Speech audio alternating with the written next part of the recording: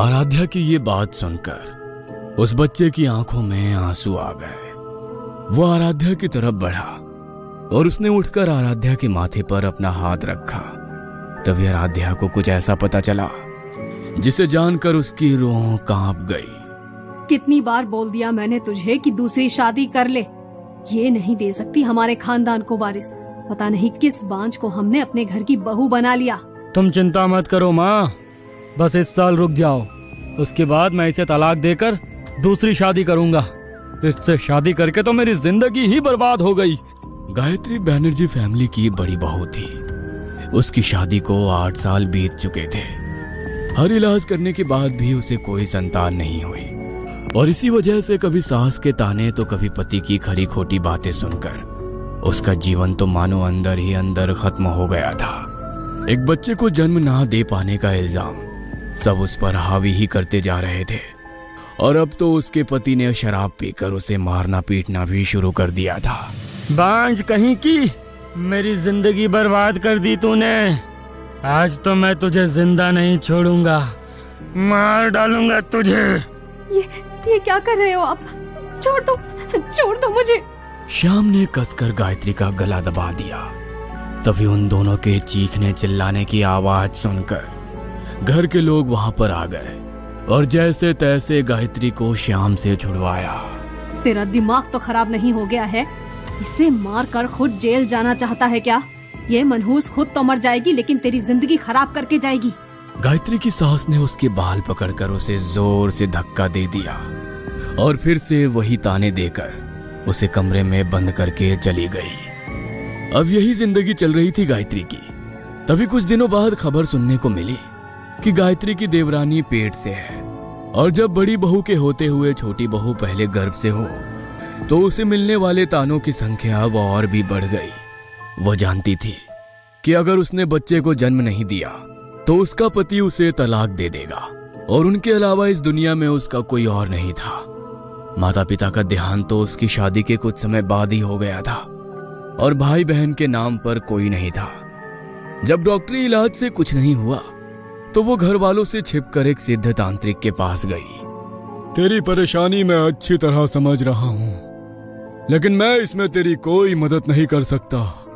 लेकिन एक साधना है जिसे अगर तू साध ले तो वो तेरी हर ख्वाहिश को पूरी करेगा।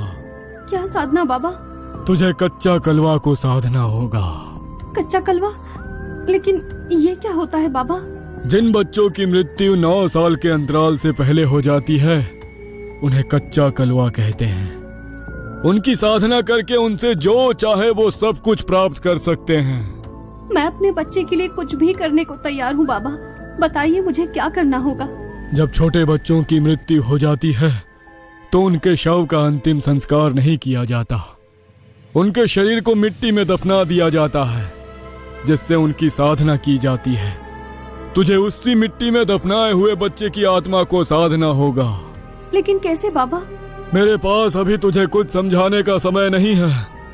मैं जानता हूँ ये मेरे जीवन का आखिरी समय चल रहा है, इसलिए मैं ये साधना करने में तेरी कोई सहायता नहीं कर पाऊंगा। लेकिन इस तंत्र की किताब में कच्चा कलवा साधने की विधि लिखी है। उस विधि से तू उसकी साधना करना और उसे साध कर दुनिया की जो भी खुशी तुझे चाहिए वो उससे मांग लेना। वो तुझे सब दे देगा। लेकिन इस बात का खास ध्यान रखना कि जिस कब्र को तू खोदेगी वो एक छोटे बच्चे की हो। गायत्री के दिमाग में अब ये बात बैठ गई। अब वो हर दूसरे तीसरे दिन कब्रिस्तान के पास जाकर चक्कर लगाने लगती और देखती कि कहीं किसी ने अपने मरे हुए बच्चे को दफनाया है या नहीं। तभी एक दिन एक बच्चे की मृत्यु हुई और उसके घर वाले उसे दफना कर रोते हुए वहां से चले गए। गायत्री ने उसकी कब्र को ध्यान से देखा और जब कुछ दिन बाद उसके ससुराल वाले अपने रिश्तेदार के यहाँ शादी में गए तो उसने घर से एक मिट्टी का छोटा कलश और लाल रंग का कपड़ा लेकर खुद एक काला लिबास पहनकर रात के अंधेरे में शमशान घाट में दाखिल हुई। उसने उसी कब्र को खोदा और बच्चे के शरीर के बचे हुए कुछ टुकड़े, थोड़ी मिट्टी और कुछ हड्डियों को उस कलश में भर दिया और उस कलश को उस लाल कपड़े से बांध दिया। वो शमशान घाट में बैठकर कच्चा कलवा को साधने के लिए साधना करने लगी। उसने यज्ञ कुंड के पास रखे एक धारदार चाकू से अपनी हथेली पर एक चीरा लगाया और उसकी हथेली से बहकर खून जब यज्ञ कुंड में पड़ा तो आग की लपटें बहुत ऊपर तक उठी और उसे किसी बच्चे के रोने की आवाज सुनाई दी।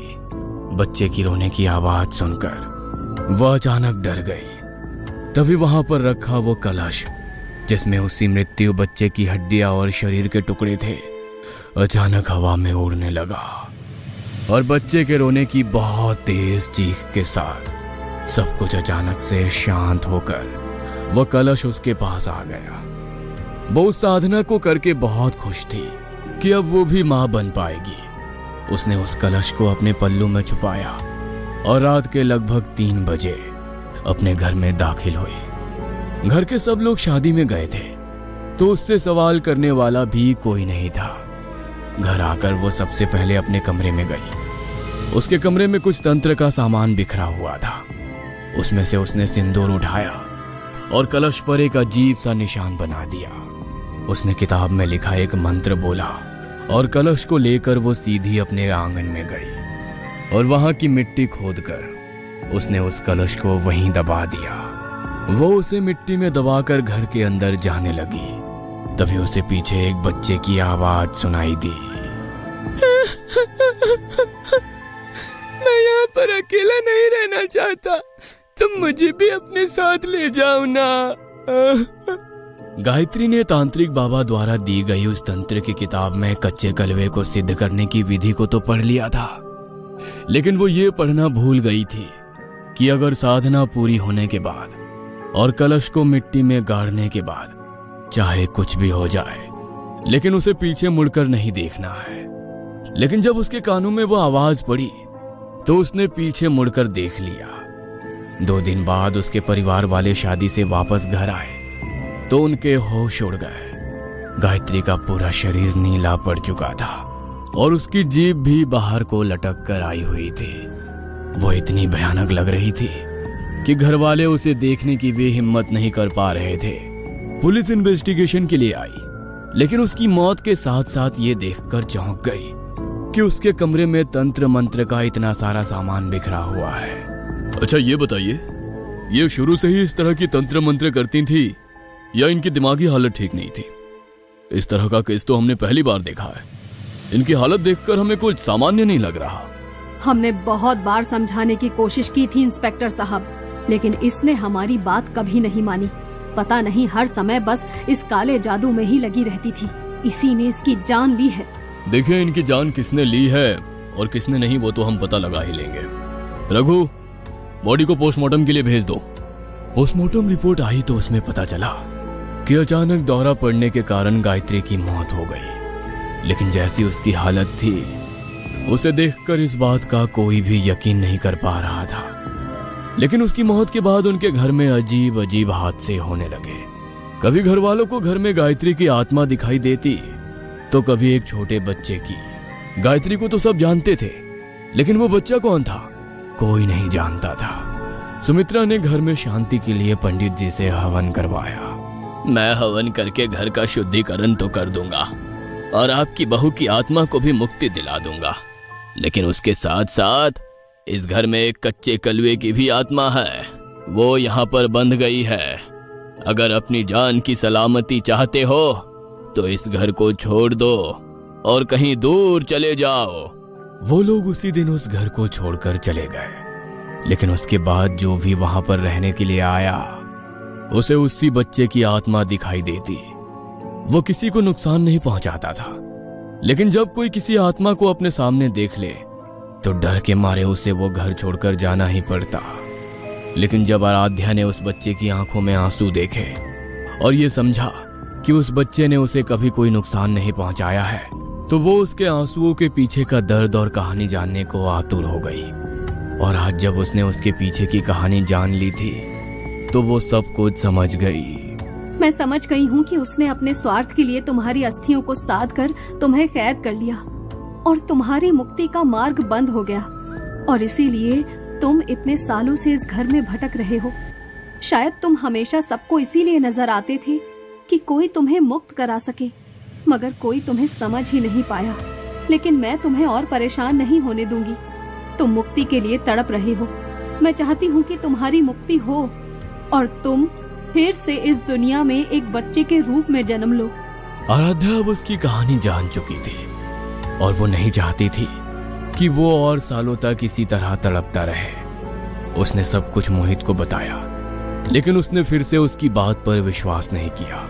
तो वो सीधे मंदिर के बड़े पुजारी जी के पास गई। जिन बच्चों की आत्माओं को कच्चा कलवा साधना करके कैद कर लिया जाता है, उनकी मुक्ति इतनी आसानी से नहीं होती बेटी।